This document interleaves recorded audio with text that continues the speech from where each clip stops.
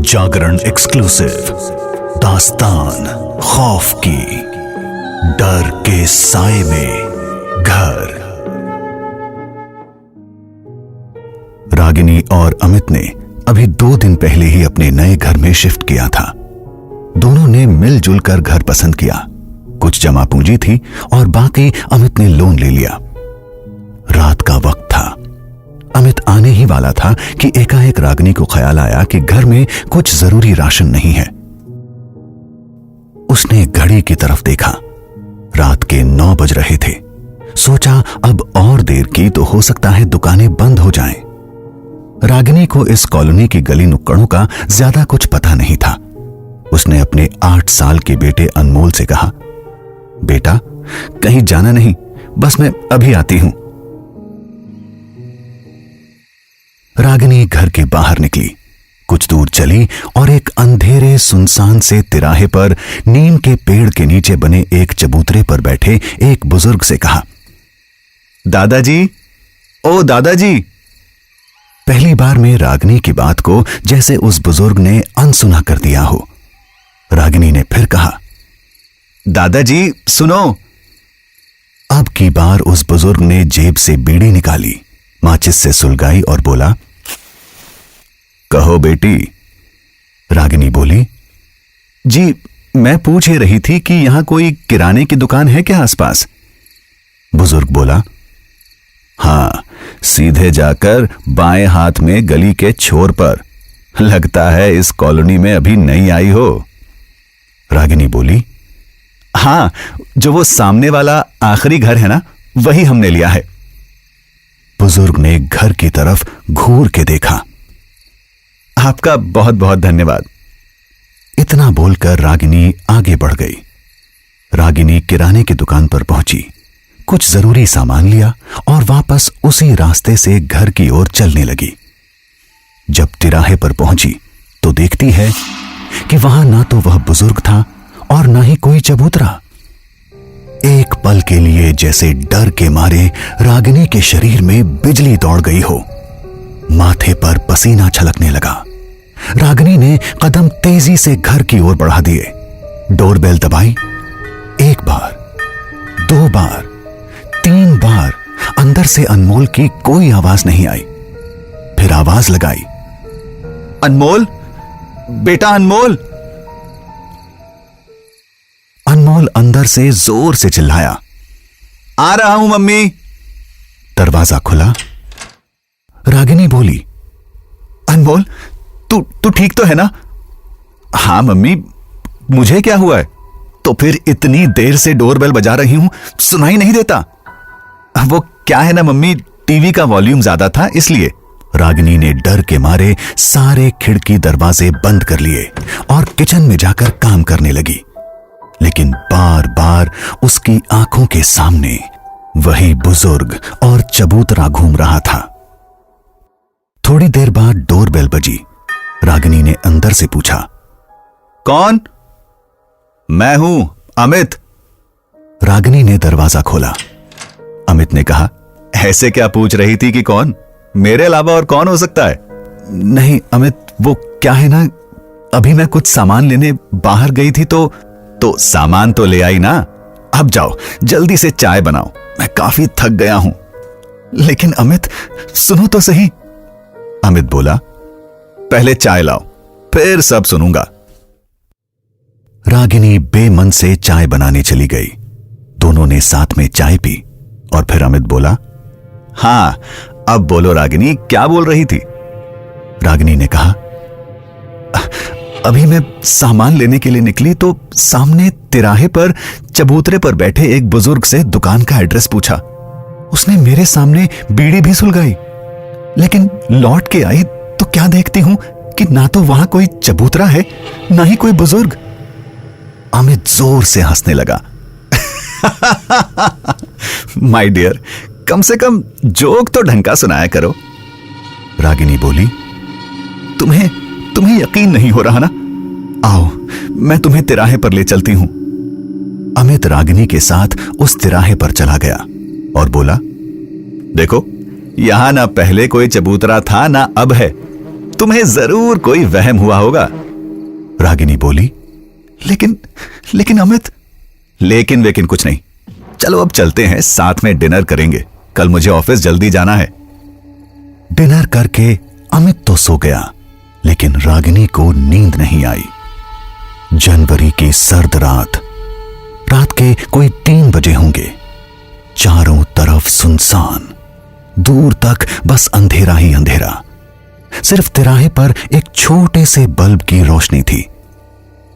तभी शायद हवा के झोंके से एक खिड़की खुल गई थी और आवाज कर रही थी। रागिनी खिड़की बंद करने लगी। अचानक उसकी नजर लॉन में पड़े झूले पर पड़ी। झूला जोर जोर से हिल रहा था, मानो कोई अभी झूल के उठा हो। रागिनी ने सोचा शायद हवा का झोंका होगा और खिड़की बंद करने लगी। लेकिन उसकी नजर जैसे ही झूले के नीचे से आते हुए धुएं पर पड़ी तो वह चिल्लाने लगी, अमित, उठो अमित। अमित बोला, क्या हुआ रागिनी? अमित, उठो तो सही, मेरे साथ लॉन में चलो। इतना कहकर रागिनी खींचते हुए अमित को लॉन में ले गई। ये देखो अमित, झूले के नीचे से धुआं। पहले तो अमित को कुछ समझ नहीं आया, फिर जब उसने गौर से देखा तो वहां झूले के नीचे बीड़ी जल रही थी, मानो अभी कोई बीड़ी पी के उठा हो। अमित का माथा ठनका। उसने बीड़ी उठाई, चारों तरफ देखा, लेकिन दूर दूर तक कोई नहीं था। डर के मारे रागिनी ने अमित को जोर से पकड़ लिया। अमित, ये बीड़ी उसी बुजुर्ग की है, वही इस झूले पर बैठ कर गया है। अमित, प्लीज मेरी बात मान लो। रागिनी की आवाज कपकपा रही थी। अब की बार अमित बोला, मन तो कर रहा है तुम्हारी बात मान लूं, लेकिन यकीन नहीं हो रहा। आखिर कौन हो सकता है यहां? इस घटना के बाद तो फिर अमित और रागिनी की आंखों की नींद उड़ गई। अगले दिन सुबह बाथरूम से अनमोल के चिल्लाने की आवाज आने लगी। मम्मी, मम्मी जल्दी आओ, पापा प्लीज जल्दी आओ, ये देखो। रागिनी और अमित बाथरूम की तरफ भागते हैं और देखते हैं कि नल में से खून के जैसा लाल पानी निकल रहा है। रागिनी चीखने लगती है, अमित, अमित प्लीज कुछ करो, जरूर इस घर में किसी भूत प्रेत का साया है। अमित दौड़ते हुए छत पर वाटर टैंक देखने जाता है। टैंक का पानी तो उसे साफ मिलता है, मगर टैंक के पास वही लॉन वाले झूले के नीचे जैसी जलती हुई बीड़ी मिलती है। यह बात अमित रागिनी को नहीं बताता, लेकिन उस दिन वो ऑफिस से छुट्टी ले लेता है। अमित नीचे रूम में आ जाता है। डरे सहमे अनमोल और रागिनी उससे लिपट जाते हैं। अमित दोनों को तसल्ली देते हुए कहता है, मैं कुछ करता हूं, डोंट वरी, जल्दी ही सब कुछ ठीक हो जाएगा। अमित को अब लगने लगा था कि इस घर में जरूर कुछ ना कुछ अजीबोगरीब घटा है। उस रात जब वो लोग सोने गए तो अचानक रात के 12 बजे के आसपास ड्राइंग रूम से कुछ लोगों के लड़ने की आवाजें आने लगी। वो कह क्या रहे थे ये कुछ साफ नहीं था, लेकिन ये जरूर था कि कम से कम 2 लोग ड्राइंग रूम में एक दूसरे से लड़ रहे हैं। डरते डरते अमित ड्राइंग रूम में गया तो देखा वहां कोई नहीं था। तभी ऐसा लगा कि जैसे किसी ने अचानक झटके से खिड़की बंद की हो। हवा से ड्राइंग रूम के पर्दे अब भी हिल रहे थे, लेकिन किसी की मौजूदगी का कोई निशान नहीं था। अमित वापस जैसे ही बेडरूम की तरफ मुड़ा, तभी बीड़ी के धुएं की तेज स्मेल की वजह से उसके पैर ठंडे पड़ गए। रागिनी और अनमोल सो रहे थे। अमित भी वापस बेडरूम में जाकर बिस्तर पर लेट तो गया, लेकिन उसे अब भी यह एहसास हो रहा था कि इस घर के आसपास कोई तो है। जैसे ही अमित ने सोने की कोशिश की, अचानक बेडरूम की खिड़की से उसे एक साया तेजी से गुजरता हुआ दिखाई दिया।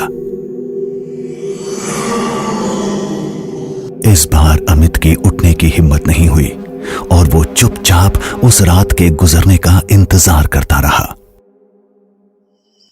एक दिन सुबह के यही कोई 8 बजे होंगे। रागिनी, अमित और अनमोल तीनों लॉन में बैठे थे।